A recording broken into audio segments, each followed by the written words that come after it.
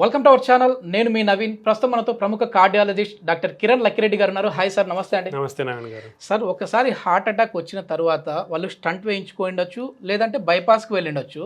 మళ్ళీ రెండోసారి కూడా మనం చూస్తూ ఉంటాం. సో అది ఏంటి రీజన్ ఏంటి? మళ్ళీ హార్ట్ అటాక్ రాకుండా ఉండాలంటే ఎట్లాంటి జాగ్రత్తలు తీసుకోవాలి? మంచి క్వశ్చన్ అండి నవీన్ గారు. మనము day in and day out కొన్ని ఇట్లాంటి సినారియోస్ చూస్తూ ఉంటాము. ఓకే, ఒకసారి స్టంట్ కానీ బైపాస్ కానీ వేయించుకున్న వాళ్ళు మళ్ళీ ఛాతీ నొప్పి అని రావడము, హార్ట్ అటాక్తో రావడం, ఇలా జరిగే అవకాశాలు ఉంటాయి. సో ముఖ్యంగా ఏంటంటే మెకానిజమ్స్ ఏంది, మనం స్టంట్ ఎక్కడైతే బ్లాక్ కొవ్వు పేరుకుపోయి ఉందో ఆ కొవ్వు మీద దాన్ని ఓపెన్ చేసేసి అక్కడ స్టంట్ వేస్తాం. అది మళ్ళీ కొవ్వు పేరుకుపోకుండా వేస్తుంది. అదే బైపాస్ ఏమవుతుంది, ఎక్కడైతే బ్లాక్ ఉందో ఆ బ్లాక్ కింద నార్మల్ వెజల్ ఉంటుంది కదా, సో ఈ బ్లాక్ను బైపాస్ చేసి మనం ఇక్కడ అయోటా అనేది చూస్తున్నాం కదా, ఇక్కడ అయోటా అనేది చూస్తున్నాం. సో మనం ఏం చేస్తామంటే బైపాస్లో ఆ బ్లడ్ వెజల్ బ్లాక్ అయినా ఒకవేళ బ్లాక్ ఉందనుకోండి, ఈ అయోటా నుంచి బ్లాక్ కిందికి కనెక్షన్ ఇస్తామన్నమాట. ఆ బ్లాక్ని బైపాస్ చేసి మనకి బ్లడ్ ఫ్లో అనేది వస్తుంది అనమాట. ఓకే, సో ఇది మెకానిజమ్స్ ఉండి ఇట్లా. సో మరి మళ్ళీ ఎందుకు వస్తాయి హార్ట్ అటాక్స్? ఫస్ట్ రీజన్ ఏంటంటే, ఇప్పుడు ఆల్రెడీ స్టంట్ అనుకోండి, ఉన్న చోట కూడా బ్లాక్స్ వచ్చే ఛాన్స్ ఉంటాయి. దానికి చాలా కారణాలు ఉంటాయి. అంటే ఇప్పుడు మనకు ఈ కొవ్వు పేరుకోవడం అనేది న్యాచురల్ ప్రాసెస్. సో అది మళ్ళీ మీలో ఆ ప్రాసెస్ స్టార్ట్ అవ్వచ్చు.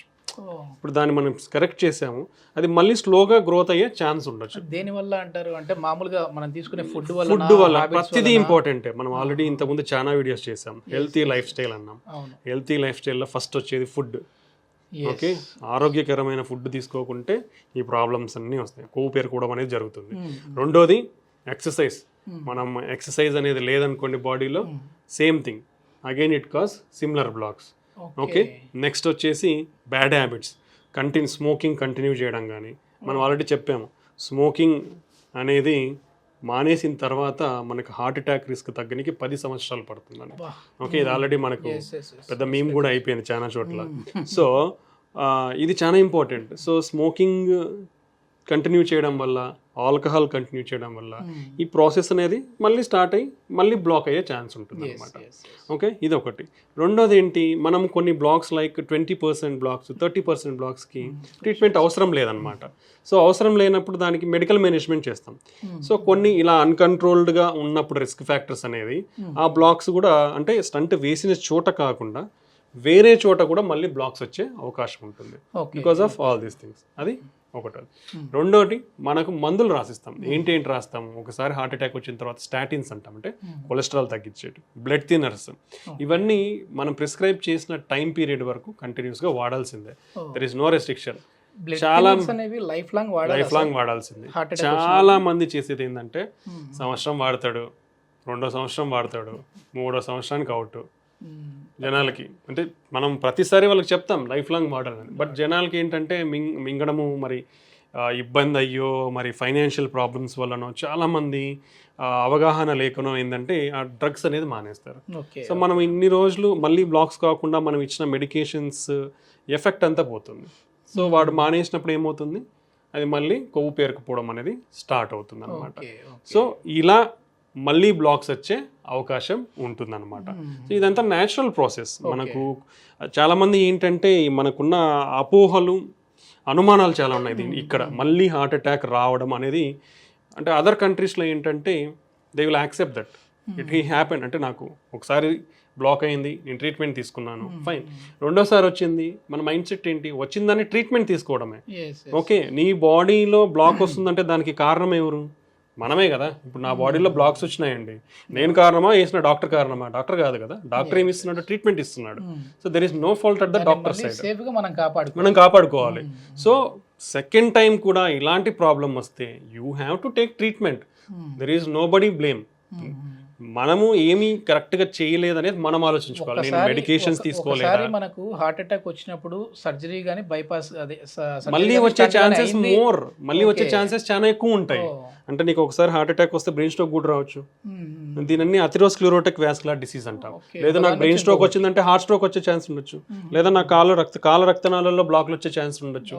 ఇవన్నీ ఒకే కిందికి వస్తాయి, అథెరోస్క్లెరోటిక్ వాస్కులర్ డిసీజెస్ అంటాం అనమాట. సో ఒకసారి వచ్చిన తర్వాత రెండోసారి మూడోసారి వచ్చే అవకాశాలు ఎక్కువ ఉంటాయి.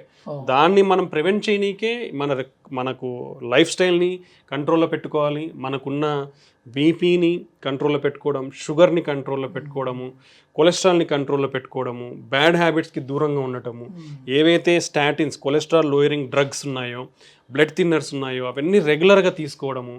ఎవ్రీ 6 months అంటే అంత బాగా ఉంది, మన హార్ట్ ఫంక్షన్ బాగుంది, నాకు సిమ్టమ్స్ ఏం లేవంటే at least 6 months to every 1 year regular health checkups అనేది కంపల్సరీగా చేయించుకోవడం. ఎందుకంటే అవి చేయించుకోవడం వల్ల ఒకవేళ ప్రాబ్లం ఉంటే అర్లీగా డిటెక్ట్ చేయొచ్చు మనం. ఓకే, అదే షుగర్ ఉన్న వాళ్ళు every 3rd monthly HbA1c test చేసుకొని షుగర్ అనేది కంట్రోల్లో పెట్టుకోవాలి. కొలెస్ట్రాల్ ఉన్న వాళ్ళు కంట్రోల్లో లేకుంటే రెగ్యులర్గా at least every 3 to 6 months check చేయించుకుంటూ కంట్రోల్లో పెట్టుకోవాలి. బీపీ షుగర్ ఉన్న వాళ్ళు పర్టికులర్లీ వాళ్ళ ఇంట్లో వాళ్ళ దగ్గర daily BP machine, sugar machine compulsory ఉండాలి. సో నీ బీపీ అనేది నువ్వే చెక్ చేసుకోగలగాలి, నీ షుగర్ అనేది అట్లీస్ట్ వీక్లీ వన్స్ చెక్ చేసుకోగలగాలి. ఉన్న డౌట్ అండి ఏంటంటే కొద్దిమంది యోగా కావచ్చు, ఎక్సర్సైజెస్ కావచ్చు, జిమ్కి కావచ్చు వెళ్తూ ఉంటారు, బాడీ ఫిట్నెస్ మీద ఫోకస్ చేస్తూ ఉంటారు. అట్లాంటి వాళ్ళు స్టంట్ కానీ లేదంటే బైపాస్ కానీ అయిన తర్వాత ఎన్ని రోజుల గ్యాప్ తర్వాత వెళ్ళాలి? ట్రెడ్మిల్ కానీ ఇవి చేయొచ్చా అండి? చేసుకోవచ్చు. సో వెరీ హెవీ ఎగ్జర్షన్స్ అనేది మనము ఇనిషియల్గా అడ్వైస్ చేయము. సో ఫిజికల్ అడాప్టేషన్ ఒకసారి ఇవి అఫెక్ట్ అయింది కాబట్టి మన హార్ట్కి ఒకేసారి స్ట్రెస్ మరీ గురి చేయకుండా నిదానంగా, ఇప్పుడు ట్రెడ్మిల్ చేస్తున్నాను నేను 5 minutes చేస్తానండి ఫస్ట్లో, నెక్స్ట్ 10 minutes చేస్తాను, నెక్స్ట్ 15 minutes చేస్తాను, స్లోగా పెంచుకుంటూ వస్తాను నేను. యోగా అనుకోండి ఓవర్ స్ట్రెచ్చింగ్ ఆఫ్ బాడీ లేకుండా మనకి స్ట్రెస్ పడకుండా ఉండే ఎక్సర్సైజెస్ స్టార్ట్ చేస్తాను. దెన్ అన్ని రకాల ఎక్సర్సైజెస్ కూడా మనం చేసుకోవచ్చు.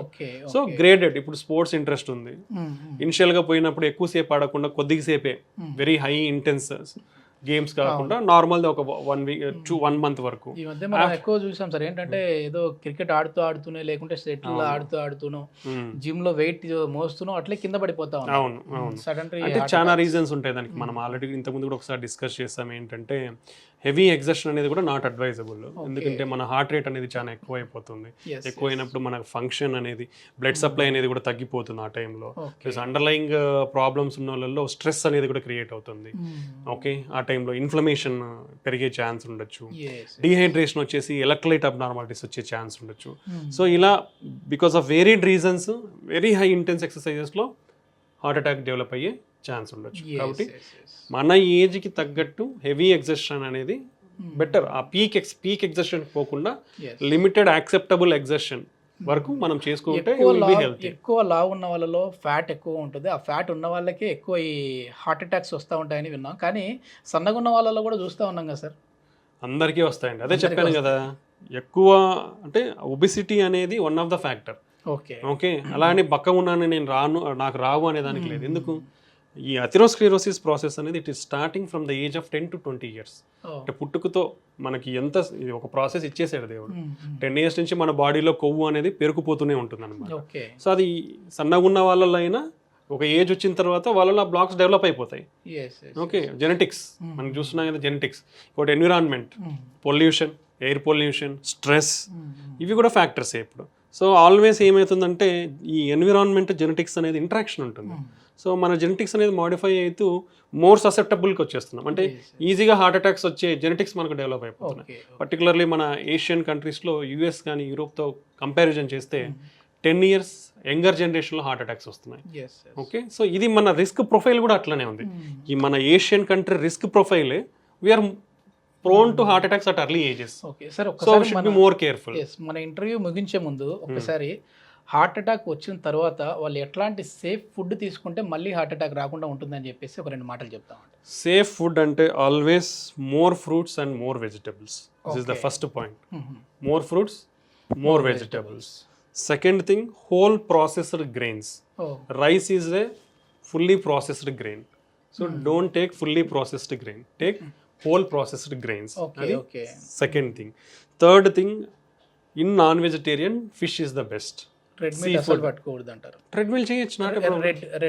Red meat pattukodu. So fish is a healthy thing. Chicken is neutral. Okay, don't go for mutton. Okay, then oil, avoid oil rich foods. Okay. Salt reduction, reduce salt. Diabetics unna vallu keep away all from sugars. Okay. And along with this healthy exercise, daily exercise for at least 30 minutes, 30 minutes per day daily exercise. ఇవి healthy food and lifestyle. ఇవి follow అయితే oil ఎంత వరకు limit sir వీళ్ళకి? అంటే మామూలుగా oil food ఎక్కువ తినద్దు అని అంటూ ఉంటారు కదా. డీప్ ఫ్రైడ్ ఫుడ్స్ అనేది తినకూడదు ఎక్కువ. సో ఇప్పుడు ఆయిల్ లైక్ సీజనింగ్ కి ఇప్పుడు ఏదో కర్రీ చేస్తున్నారు, జస్ట్ పైన సీజనింగ్ వేసుకోవచ్చు, ఫైన్, అది నాట్ ఏ ప్రాబ్లం అనమాట. సో మరి డిప్పింగ్ ఆయిల్ అవి ఎక్కువ తీసుకోకూడదు. Okay okay okay, thank you sir, చాలా మంచి ఇన్ఫర్మేషన్, థ్యాంక్ యూ. నమస్తే.